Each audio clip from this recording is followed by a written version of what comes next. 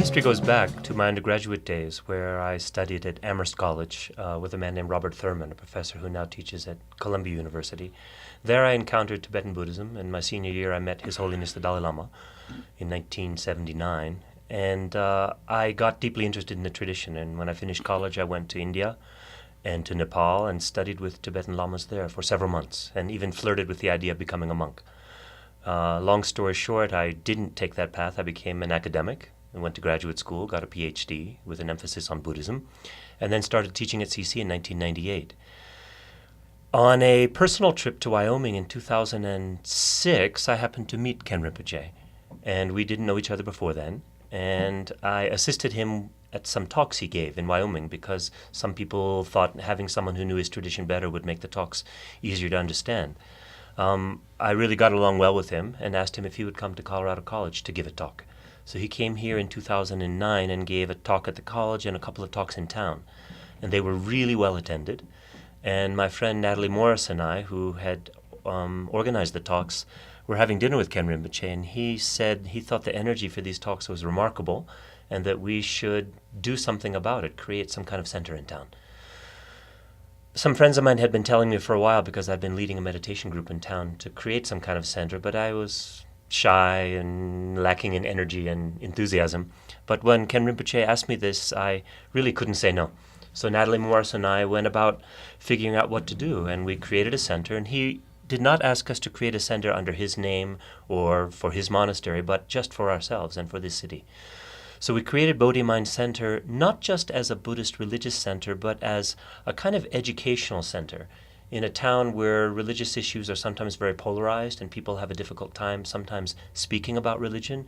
We thought we could present Buddhist teachings, Buddhist practices by offering meditation classes, lectures, seminars, book discussion groups, but also doing interreligious dialogue and creating a kind of forum for safe conversation about religion in general. Our education system tried to pay more focus on the internal problems. So therefore, I want to tell that this monastery is not like monks who are sitting there to meditating. The monastery really think like a real hospital, mental hospital. Okay, don't have to take the dog, but very, very, very fine medicine. Without affecting your physical body, without affecting your brain, without affecting your mind. There's medicine we give them, all kind of medicine, how to cure, like not, we ordinary diseases, we are, let's say, this, work the cancer, we call diabetes, oh, that's a not big deal, only temporarily, but problem biggest is like the ignorance, anger, attachment, depression, fear, anxiety. Those are the regular medicine not going to cure. Those medicine we have, each different tradition, different school, we have different way to describe the medicine to cure. So that medicine really, people really love to take that one, then there's no way to get in the world problems. Give the medicine which is giving you harmonious, heartily peace, joy, happiness, pleasure, compassion, making important others. That medicine we have in the what the doctor we have in the monastery. Anybody interested, come to get this medicine. So then we don't have to spend a lot of money. They're free. So if you go to a hospital, in a doctor line, you have to spend a lot of money to get the education. There, you get the best education, don't have to spend any penny. You have free place to live, free food, free education. Many people, I think, in America don't value the existence or the role of monasteries. We're kind of an anti-monastic culture. And people tend to think, monks and nuns, they just sit there and do their prayers and make sounds and, or they live up in a cave and meditate, and they're really separate from the world, don't care about the world, and are irrelevant to the world.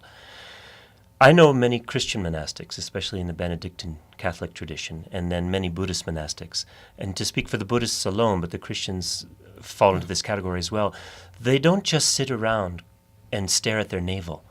You know, many of them are deeply working on trying to transform the qualities of mind that are harsh and that are rough and that create difficulties in life. And this is really hard inner work. Like Rinpoche says, you can't take, a codeine pill or an antibiotic to transform your mind. You can do it to fix some physical illnesses.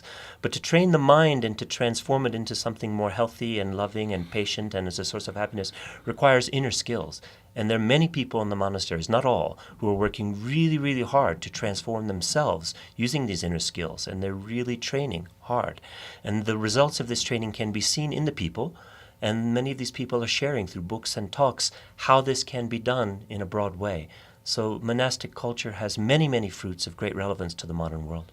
The main important for us, being as a human being, they had more opportunities to use our brain in proper way to bring peace in the world and bring to learn together. Don't make any enemy. No, just become like think the world is before the world is too big. Now the scientists, technology, world becomes small. So we become like one family members. So the one family member live together, then there are no problems. So that's what I want to say. Please, then respect each other. Doesn't matter who you are a believer of Hindus or Christians or Muslim or even non-believer. One happiness, don't want suffering. That's medicine we have there. There are so many different issues in the world that demand attention or that deserve attention. And this is just one. It's one I've dedicated much of my life to and increasingly more and more of my energy because of the wonderful Tibetan people that I've met and what their culture represents. So if you want to know more about a precious culture on the planet that offers the modern West not only fancy clothes and beautiful art and mantras and exotic ideas and images and really cool monks, with shaved heads and robes, this kind of exotic imagery of Tibet, I think has little power in the long run. What does have power is what Rinpoche said before. The Tibetan culture has preserved, I think, unlike any other Buddhist culture, and I think unlike any culture existing on the planet, an ancient system of psychology, of philosophy, and of a scientific investigation, or almost scientific investigation, into the nature of the human mind. And what are the qualities of mind that get us in trouble and cause our suffering? And what are the techniques we can use to transform those qualities towards more freedom, more compassion, more generosity, more patience? It's a remarkable technology that the Tibetans, and I mean technology in the sense of an inner technology of transforming the mind through rich psychology, that the Tibetans have preserved. And it can be applied without being deeply religious. You don't have to believe in the Buddha necessarily. You don't have to believe in reincarnation. You don't have to do prayers if you don't want to. You can apply many of these things in a very secular and humanist way. And many Christians and Jews and other people are applying them, and then many atheists are applying them as well. And I think it's a remarkable culture that has a capacity for transformation in so many ways. And I think preserving it is not just a matter of preserving a museum piece of exotic culture on the planet, which is facing extinction at the hands of the very aggressive Chinese government, but preserving something that I think has a rich benefit to us all. And I think to learn more about that culture and how we can support it and what we can learn from it are the reasons to come to Ken Rinpoche's talks, to hopefully get a dedication to maybe donating some money to his institutions in India. And Bodhi Mind Center is doing similar things.